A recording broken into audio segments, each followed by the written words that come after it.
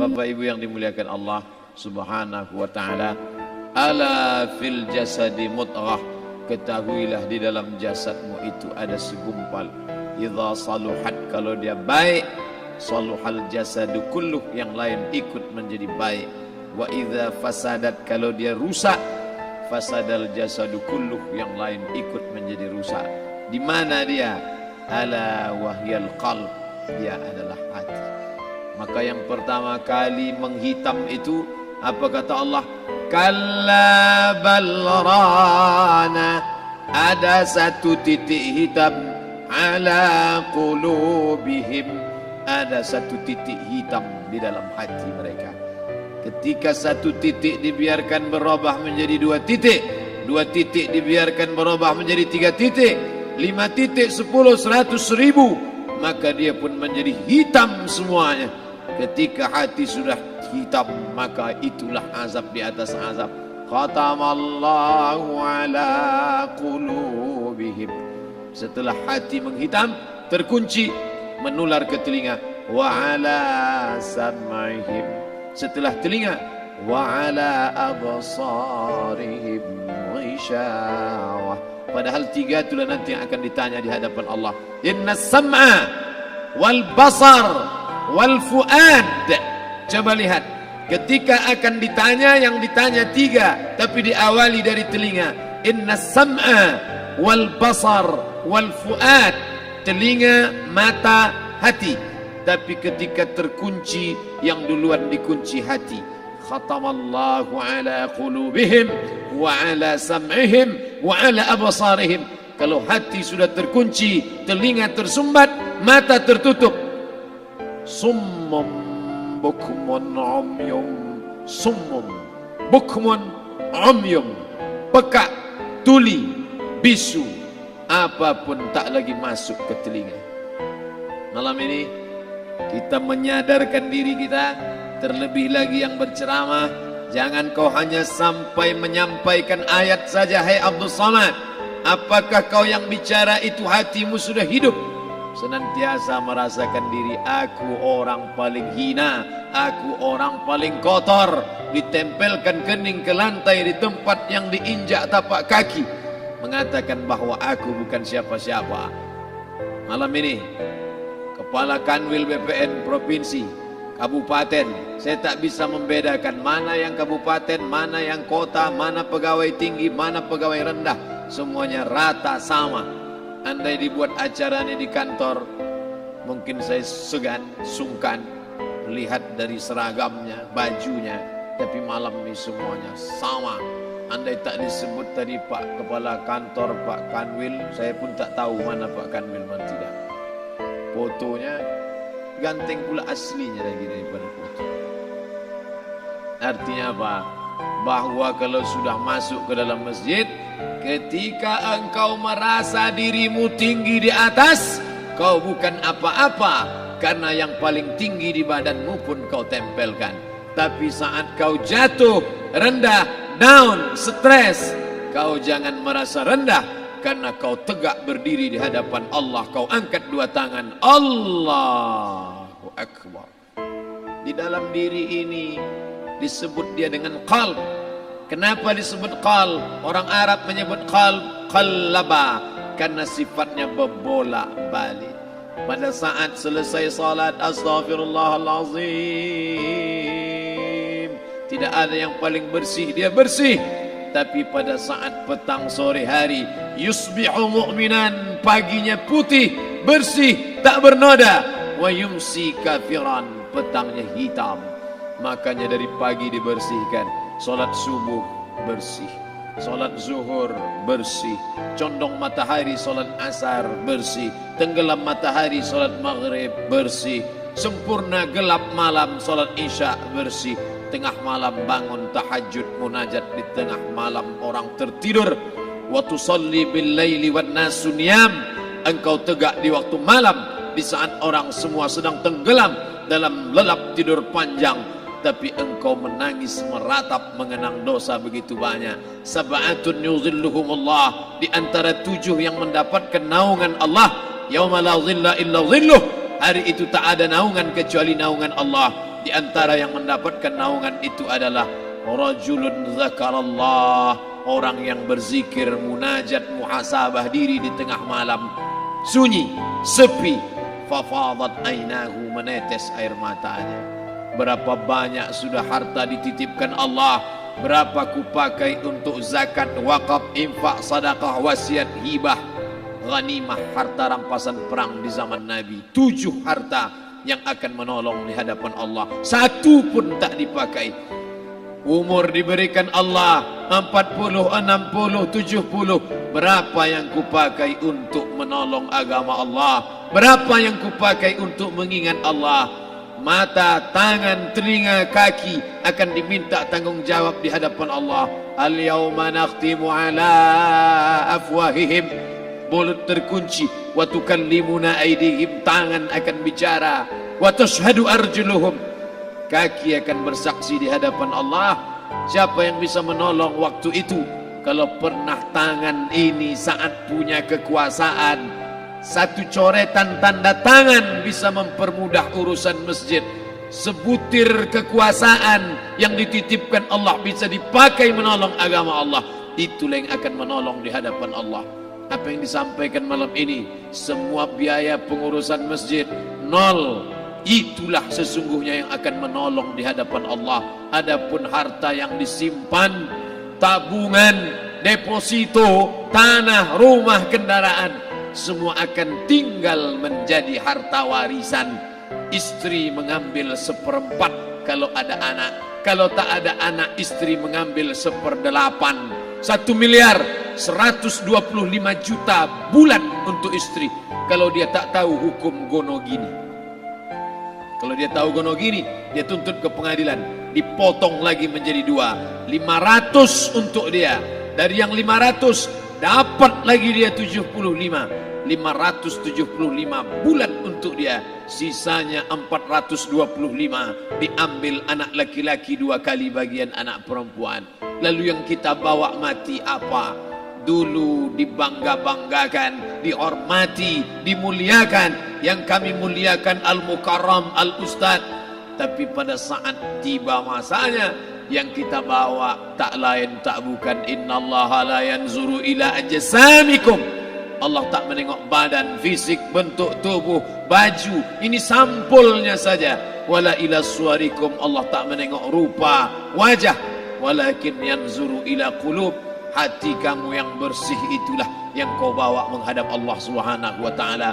Yauma la yanfa'u malun, harta tak berguna, wala banun, anak tak bisa menolong. Harta tak berguna, anak tak mampu menolong. Illa man atallah, kecuali orang yang datang menghadap Allah biqalbin salim, dengan hati yang bersih, hati yang tulus, hati yang memercikkan cahaya iman, hati yang bersih dari hasad, busuk hati, sum'ah, riya, takabbur. Itulah yang menolong di hadapan Allah Subhanahu wa taala. Tulang, kulu, kulit, darah, lemak, sumsum akan menjadi santapan cacing tanah. Begitu besok pagi pintu kamar tak bisa diketuk, istri bolak-balik membangunkan tak terjaga, dipegang pipi sudah sejuk macam es batu, tanda jantung tak lagi berdetak, maka darah mulai berubah menjadi nanah, busuk.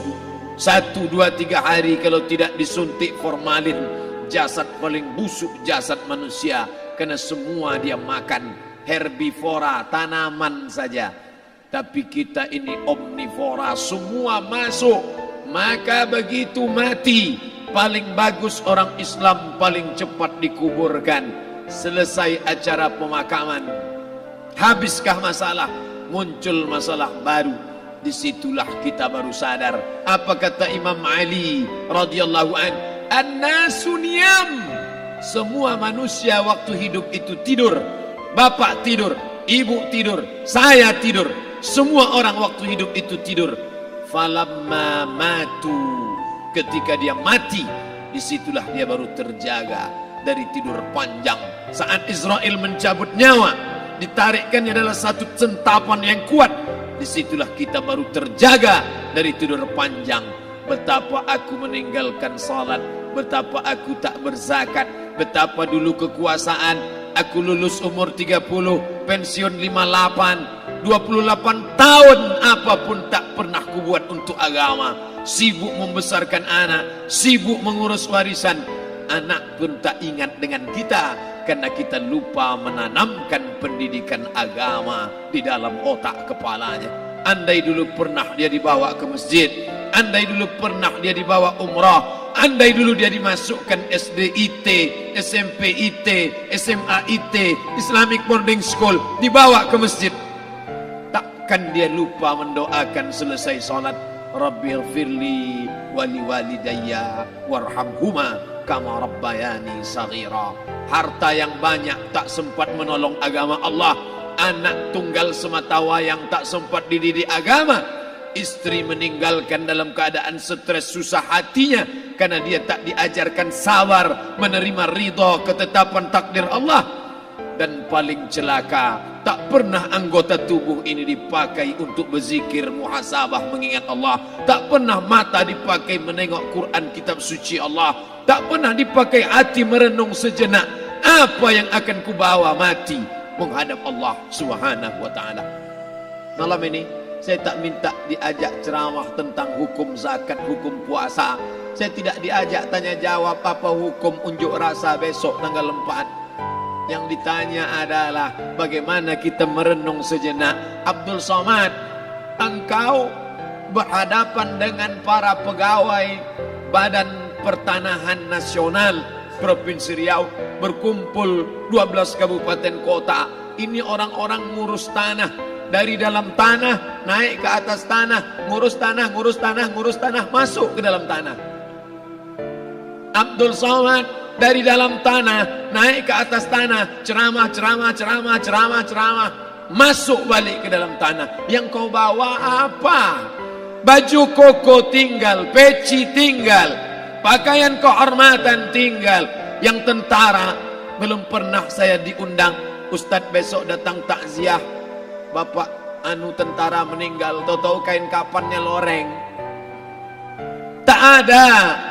Yang kau bawa kain tidak berjahit, disobek, kerak. Itu yang akan menyampul kulitmu, yang selama ini kau dimandikan, dibersihkan oleh ibumu dulu 60 tahun yang lalu. Sampai masanya kau lupa kapan kau dimandikan dulu. Sekarang ruh melihat, disebut dia ruh karena dia raha ya ruhu ruh, seperti aroma semerbak yang datang pergi hinggap. Ruh sampai masanya dia datang masuk ke dalam jasad. Ruh sampai masanya dia pergi meninggalkan jasad. Malam ini dimuliakan Al-Mukarram Haji Abdul Somad LCMA. Kenapa Abdul Somad ini dimuliakan? Karena ruh hinggap sejenak sebentar, sampai masanya besok pagi dia ruh keluar dari dalam tubuh ini. Anak yang katanya ayahku sayang, istri katanya kaulah abang, sampai masanya mereka tak lagi mau mendekat. Rumah itu saya yang buat, saya yang mengukurnya.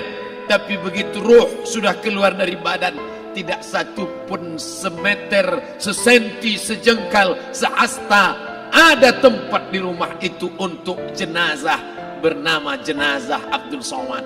Dulu orang bertanya, rumah Ustadz Somad di mana? Hari ini orang tidak lagi bertanya, tak lagi menyebut nama. Orang sudah mengatakan kuburnya mana. Dulu kalau dia masuk masjid, didatangi orang, disalami orang, mahasiswa, anak-anak, remaja mencium tangannya sebagai tanda hormat. Tapi begitu diletakkan keranda, kita akan sholat jenazah nanti selepas sholat zuhur. Apa kata orang? Letakkan di tepi sana, letakkan di tepi sana. Tak satu pun mau mendekat, letakkan dia di sana. Bahkan sebagian mengatakan dalam masjid, letakkan dia di luar. Dia tidak disebut engkau yang mulia, tidak digunakan kata ganti orang langsung. Letakkan dia di sana. Bahkan sebagian tak lagi, padahal tempat paling mulia sebelah kanan, orang tak lagi mau di kanan, mulai dia menjauh ke kiri. Kenapa kau ke sana? Takut aku mimpi hantu nanti malam.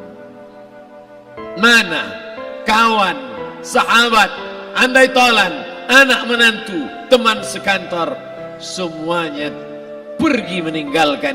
Yang tetap dibawa, kalau pernah kaki melangkah salat berjamaah di masjid, kalau pernah tangan mengusap kepala anak yatim, kalau pernah tangan mengucap subhanallah. Nanti di akhir tausiah kita akan berzikir, munajat, muhasabah diri, berdoa, mengenang apa yang akan kita bawa menghadap Allah Subhanahu wa taala. Datang malaikat membawa kain kafan dari cahaya, akan menyambut ruh yang mulia. Hadis riwayat Ahmad bin Ambal dalam kitab Al-Musnad, turun malaikat berlomba-lomba membawa kain putih dari cahaya, menunggu ruh akan keluar.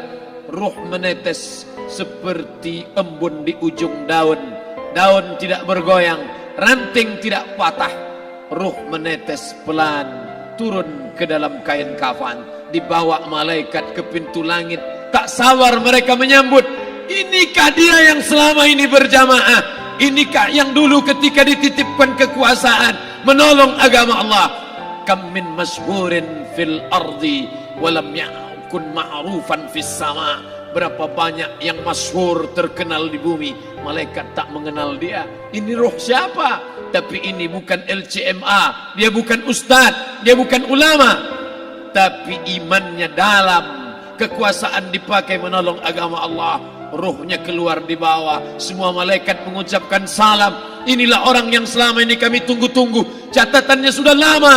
Setiap pagi petang malaikat subuh membawa catatan namanya, malaikat malam membawa catatan namanya. Kami merindukannya.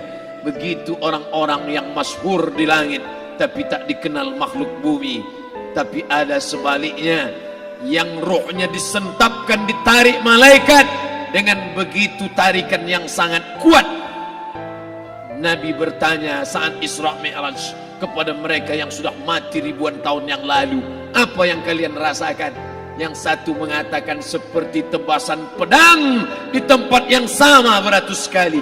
Yang satu mengatakan seperti kambing yang dikuliti hidup-hidup. Yang satu mengatakan seperti mata kail pancing ditarik dari kulit yang basah. Maka kita berdoa setiap selesai salat, Allahumma hawwin alaina, ringankan kami ya Allah, fi sakaratil maut, di saat sakaratul maut yang amat sangat menyakitkan itu. Dan mereka yang pergi tak pernah kembali, mereka yang mati tak pernah bercerita kecuali hanya kepada Sayyidina wa Maulana Muhammad sallallahu alaihi wasallam. Di saat malam pertama di tempat yang gelap, di tempat yang tak pernah diimpikan oleh orang, tapi kita tetap melewati dan merasakannya. Perlahan-lahan cacing tanah, ular-ulat kalajengking akan menggerogoti kulit yang selama ini dimandikan, selama ini dipakaikan sampo yang mahal, selama ini dioleskan pelembab yang lembut. Tapi ternyata sebelum roh keluar jasad, setelah keluar dia hanya akan menjadi santapan cacing tanah, hancur berkeping hari demi hari. Yang pertama kali membusuk adalah mata, karena dia berisi cairan. Cairan ini mengering, busuk dan berlubang. Lalu kemudian usus sebulan di dalam tanah, mulai dia menggelembung masuk angin dan dia meletus pecah. Cacing-cacing tanah mulai datang menggerogoti, memakan. Habis lemak, tulang, kulit, bulu, sumsum, darah, jantung, empedu, limpa, buah pinggang. Habis semuanya, tinggal tulang-tulang yang memutih, dimakan oleh tanah, ditelan oleh massa, sampai akhirnya Asi bin Wa'il membawa tulang yang kering itu kepada Nabi Muhammad, baginda Sayyidina wa Maulana Muhammad. Ya Muhammad, ayuhyi rabbuka hadzal izam, sanggupkah Tuhanmu menghidupkan tulang yang kering ini? Nabi diam tak menjawab, sampai akhirnya datang Jibril alaihi salam membawakan wahyu. Qul, katakan kepada dia. Ayat ini dibaca malam Jumat. Bapak Ibu semua hafal, kita baca. Qul yuhyiha allazi ansha'aha awwala marrah wa huwa bikulli khalqin alim.